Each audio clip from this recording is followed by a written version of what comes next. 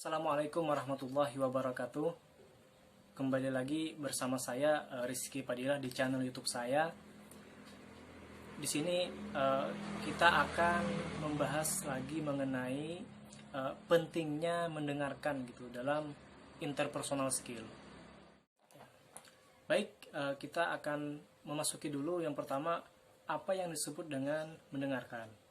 Nah, mendengarkan itu adalah proses menerima rangsangan stimulus gitu pada telinga. Jadi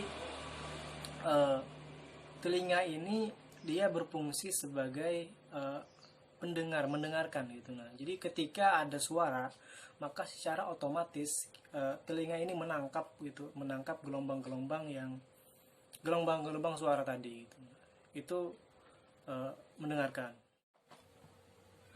Semua manusia mempunyai indera pendengaran yang diberikan oleh Tuhan untuk mendengarkan gitu. Kemudian kalau kita berbicara keterampilan mendengarkan ini, kalau menurut Corland dan John pada 2003 dikatakan bahwa mendengarkan ini adalah aspek yang sangat penting dalam dunia pekerjaan. Kenapa? Karena perusahaan-perusahaan tidak mungkin menerima orang yang mempunyai pendengaran yang tidak baik gitu atau tidak normal, baik secara fisik maupun secara psikologisnya gitu. Nanti kita bahas lagi bagaimana mendengarkan secara fisik dan secara psikologis. Nah, mendengarkan ini juga dapat menghindari konflik gitu, baik konflik antar teman, antar kita dengan orang tua, dengan dosen dan lain sebagainya. Jadi kita harus menjadi pendengar yang baik gitu bagi orang lain. Kemudian kita masuk ke komponen proses dalam mendengarkan. Nah, yang pertama adalah mendengarkan. Nah, kenapa? Karena mendengarkan itu adalah hal yang sangat penting gitu. Dia sebagai awal menerima rangsangan suara. Jadi mendengarkan ini dapat kita artikan secara fisik gitu. Nah, kemudian yang kedua adalah memberikan perhatian. Nah, memberikan perhatian ini sudah masuk ke psikologis gitu. Jadi bukan lagi ke fisik tadi. Jadi memberikan perhatian ini adalah kita kita memperhatikan gitu orang mendengarkan gitu, orang berbicara gitu. Jadi kita mendengarkan dengan seksama. Nah, yang ketiga kemudian adalah komponennya yaitu mengerti.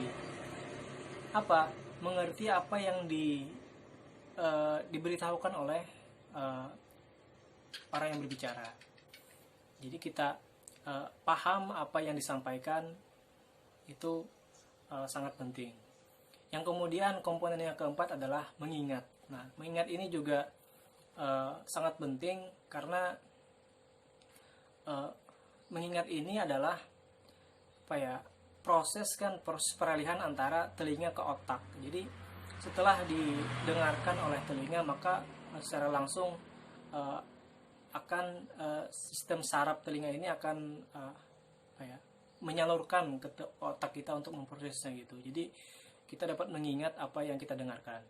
Yang kemudian adalah ini yang sangat penting, yaitu memberikan respon. Jadi kalau kita mau menjadi orang yang pendengar yang baik, kita tidak hanya mendengarkan dan atau memperhatikan orang berbicara, tapi kita juga harus memberikan respon. Itu adalah salah satu penghormatan dan penghargaan kepada orang lain. Contohnya misalnya, kalau kita mendengarkan saja, mendengarkan kawan kita curhat gitu tanpa ada respon, maka dia juga akan merasa tidak dihargai gitu, bahkan merasa tidak didengarkan. Beda halnya ketika kita memberikan respon gitu.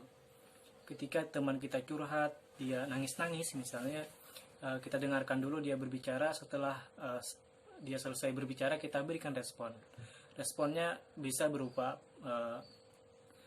arahan, berupa nasihat, gitu, pendapat dan lain sebagainya. Nah, itu sangat baik gitu daripada kita cuma diam dan mendengarkan saja. Saya mengutip jurnal pentingnya keterampilan mendengarkan dalam menciptakan komunikasi yang efektif ini, jurnal karya Ambar Wulansari di Universitas Muhammadiyah Sumatera Utara.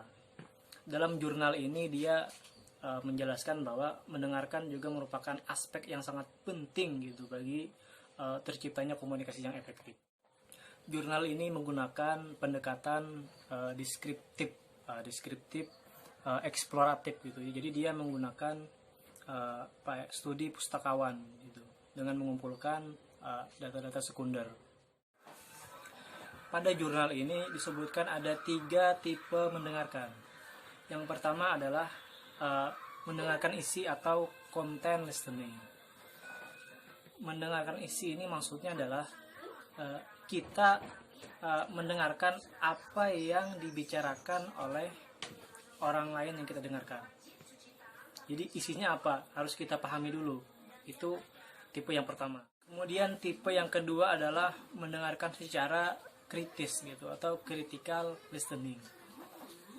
Critical listening ini maksudnya adalah kita mendengarkan dan memahami secara mendalam gitu atau mengevaluasinya. Jadi apa yang kita dengarkan itu kita pikirkan secara menggunakan logika kita, apakah itu masuk akal dan sebagainya gitu. Nah, itu sudah masuk ke critical listening.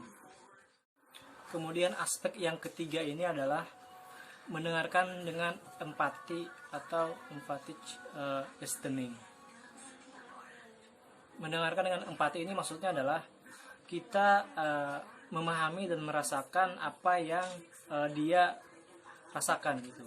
Jadi kita tahu apa maksud yang dia inginkan dan dengan begitu dia merasa dihargai gitu. Dan itu adalah salah satu yang harus kita lakukan gitu dalam proses mendengarkan ini supaya tidak terjadi konflik gitu antara pendengar dan yang mendengarkan.